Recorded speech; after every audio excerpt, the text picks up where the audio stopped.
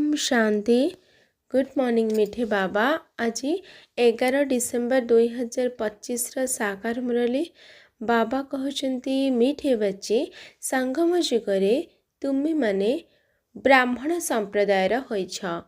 तुमको एबे मृत्युलोकर मनुष्यरु अमर लोकर देवता हेबाको पड़िबो। आजिर प्रश्न, तुम्हें माने क्यों ज्ञान को बुझीजिबा कारणरू बेहद्र सन्यास करुछ? उत्तर, तुम भितरे ड्रामार यथार्थ ज्ञान रही।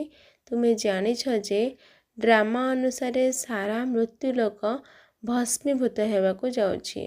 वर्तमान एही दुनिया कौड़ी तुल्य हो जाइछि, किंतु आमको हीरा तुल्य हेबाको पड़िबो। एथिरे जहा किछि हेउछि ताहा पुणी गोटिए कल्प परे अबिकल पुनरावृत्ति हेबो। सेथिपाई तुम्हें सारा दुनियारू बेहद्र सन्यास करिछ। आजिर गीत आने वाले कल की तुम, आने वाले कल की तुम। ओम शांति। धारणा पाई मुख्य सार। 1 नंबर, संपूर्ण पवित्र होई पक्का वैष्णव हेबाको पड़िबो। खाद्य पानीय मध्य संपूर्ण संयम रखिबाकू हेबो। श्रेष्ठ हेबा पाई श्रीमत अनुसार निश्चित चलिबाकू हेबो। 2 नंबर, मुरली द्वारा निजको रिफ्रेश अर्थात सतेज करबाकू हेबो। जेउठी रहिले मध्य सत्व प्रधान हेबारा पुरुषार्थ करबाकू पड़िबो। गोटिए दिन मध्य मुरली सुनिबा बंद करिवार नाही। आजिर वरदान, स्वकल्याणर प्रत्यक्ष प्रमाण द्वारा विश्व कल्याणर सेवारे सदा सफलता मूरत भव। स्वकल्याणर प्रत्यक्ष प्रमाण द्वारा विश्व कल्याणर सेवारे सदा सफलता मूरत भव। आजिकाली जेपरी शारीरिक रोग भितरे हार्ट फेल हेबा अधिक देखा जाउछि, सेहीपरि आध्यात्मिक उन्नति रे निराश हेबार रोग अधिक देखा जाउछि। एही भले निराश आत्मा मानक भितरे शक्ति बा साहस सेतेबेले आसिबो जेतेबेले सेमाने वास्तविक परिवर्तन देखिबे। बहुत शुणी सारिलेनी, एबे देखिबाकू चाहुचंती, प्रमाण द्वारा परिवर्तन चाहुचंती। तेणु विश्व कल्याण करिबा पाई प्रथमे स्व कल्याण नमूना रूपरे देखाओ। तेणु विश्व कल्याण सेवारे सफलता मूरत हेबार साधन हेला प्रत्यक्ष प्रमाण। एहा द्वारा ही बाबांकर प्रत्यक्षता हेबो। जहा कहुच ताहा तुमर स्वरूप रे वास्तविक रूपरे देखिले जाई मानिबे।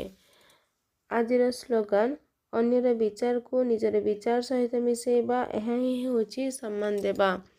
अव्यक्त इशारा, एबे संपन्न बा कर्मातीत हेबार तीव्र इच्छा प्रकट कर। कर्मातीत हेबा पाई चेक कर जे मु केते परिमाण रे कर्मर बंधनरू स्वतंत्र हेलेनी। लौकिक एवं अलौकिक कर्म एवं संबंध दुईटी जाकरे स्वार्थ भाव ठारू मुक्त केते मात्रा रे होई परिछि। जेतेबेले कर्मर हिसाब किताबरू बा कौनसी भी व्यक्ति व्यर्थ स्वभाव संस्कार वशीभूत हेबारू मुक्त होइजिब, सेतेबेले ही कर्मातीत स्थिति को प्राप्त होई परिब।